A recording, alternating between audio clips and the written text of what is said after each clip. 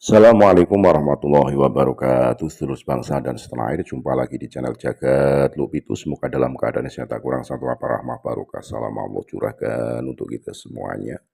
Kiai Haji Madudin Usman Al-Bantani secara rutinitas keseharian adalah mengajari ilmu agama di pondok pesantrennya, di samping berceramah di luar, menulis kitab, tidak lepas bagaimana mencerdaskan para santri dan santriwatinya. Lewat kajian kitab nasab inilah beliau menyampaikan pembelajaran awal pokok bagaimana ketersambungan Bani Pahlawi kepada Rasulullah Shallallahu Alaihi Wasallam. Ternyata setelah dikaji, ada beberapa pokok-pokok inti yang disampaikan, bahwa ternyata semakin dikaji, semakin ketersambungan itu bagaikan benang kusut. Maka untuk lebih jelasnya bagaimana kita bisa mengikuti kajian-kajian kitab nasab, berikut saya tampilkan video Kiai Haji Madudin Usman Al-Bantani dalam kajian kitab bersama santri dan santriwatinya. Sekali lagi mohon maaf yang dari harga batin Nusantara milik kita. Assalamualaikum warahmatullahi wabarakatuh. Maka yang abad 6 ini apabila berbeda dengan berita abad ke-14 yang mempunyai sumber primer di abad ke-4, maka tetap abad ke-6 ini tidak bisa. Tetapi yang terjadi biasanya sesuatu yang ditulis di abad ke-14, ke-15 tanpa referensi apapun dari sumber-sumber sebelumnya. Nah, inilah yang terjadi dengan nasab Balawi itu. Yang ketiga, harus dengan lafzul jalalah. Fala yasihu ar-Rahman akbar. Maka tidak sah orang takbir menggunakan ar-Rahmanu akbar. Ar-Rahmanu akbar, nggak boleh, harus Allahu akbar.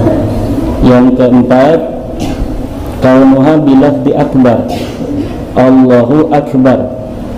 Tidak boleh Allahu kabir, Allahu kabir, nggak boleh, tidak cukup, artinya tidak cukup, itu tidak sah. Kita ada di rumah, ada orang memberi kabar menjahit sudah masuk ke dalam masjid.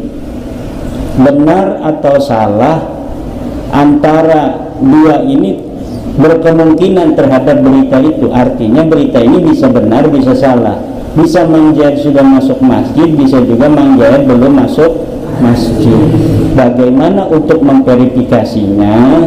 Kita melihat ke masjid itu, betul nggak menjahit sudah ada di dalam masjid. Itu kalau untuk memverifikasi sesuatu yang ada di masa kita.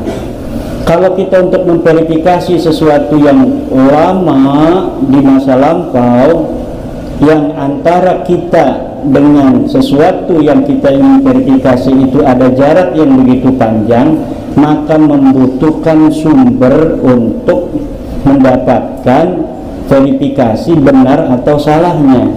Sumber itu disebut dengan sumber sejarah. Sumber sejarah itu bisa berupa apa saja, bisa berupa manuskrip yang ada di kertas, bisa berupa manuskrip yang ada di balung tulang onta, bisa berupa benda prasasti misalnya, inskripsi dan sebagainya. Apabila sesuatu itu meninggalkan jejak, jejaknya ini berupa tulisan yang primer dia itu tulis sendiri, maka segala sesuatu informasi yang ada dalam tulisan objek yang sedang kita cari, teliti dan verifikasi itu sudah selesai. Tapi kadang-kadang kita mencari jejak sesuatu yang ingin kita teliti, ternyata tidak ada jejaknya sama sekali di masa dia. Kemudian ternyata beberapa waktu setelahnya baru kita temukan sebuah manuskrip dia hidupnya di abad ke-4 Hijriah, tapi kita menemukan manuskrip yang paling dekat masanya dengan dia di abad ke-6.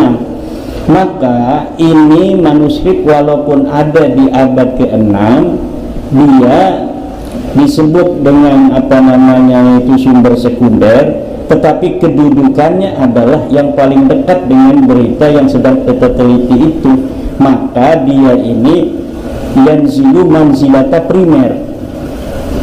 Jadi data sekunder yanzilu manzilata primer hatta wujidal primer. Sampai ditemukan data primer itu, maka data sekunder ini menjadi data primer. Dalam arti apabila ada di abad 6 ini berita tentang orang yang ada di abad ke-4, maka dialah yang dipegang. Bagaimana kalau selanjutnya ada berita yang ditulis di abad selanjutnya, misalnya di abad 9, itu dia ditulis dari ruang hampa tanpa didukung oleh sumber-sumber sebelumnya. Tetapi kalau ditulisnya misalnya di abad 14, tulis abad 14 kan ini sangat jauh sekali, primer bukan apalagi sekunder, sekunder bukan apalagi primer. Tetapi jika atau ya sekunder lah, tapi sekunder juga ini masuknya sekunder yang sangat jauh. Tapi apabila dia ditulis berdasarkan sumber yang lebih tua dari abad ke-6 itu, kemudian bisa ditunjukkan sumbernya itu seperti apa, bisa kemudian untuk diakses, maka yang abad 6 ini apabila berbeda dengan berita abad ke-14 yang mempunyai sumber primer di abad ke-4, maka tetap abad ke-6 ini tidak bisa. Tetapi yang terjadi biasanya sesuatu yang ditulis di abad ke-14 ke-15 tanpa referensi apapun dari sumber-sumber sebelumnya. Nah, inilah yang terjadi dengan Nasr Balawi itu. Ditulis di abad 14 atau di abad 9 tanpa ada referensi apapun dari sebelumnya, dikarang di ruang hampa sehingga kemudian menjadi historiografi yang bukan menjadi ilmu sejarah tapi seni sejarah. Jadi ada sejarah itu ada yang bersifat ilmu, ada yang bersifat seni sejarah. Kalau seni sejarah ya yang dicari dari historiografi, dari seni sejarah itu bukanlah fakta-fakta, data-data sebenarnya, tapi di dalamnya ada nilai-nilai estetik yang ingin digali, bisa secara akhlak, bisa secara kesenian.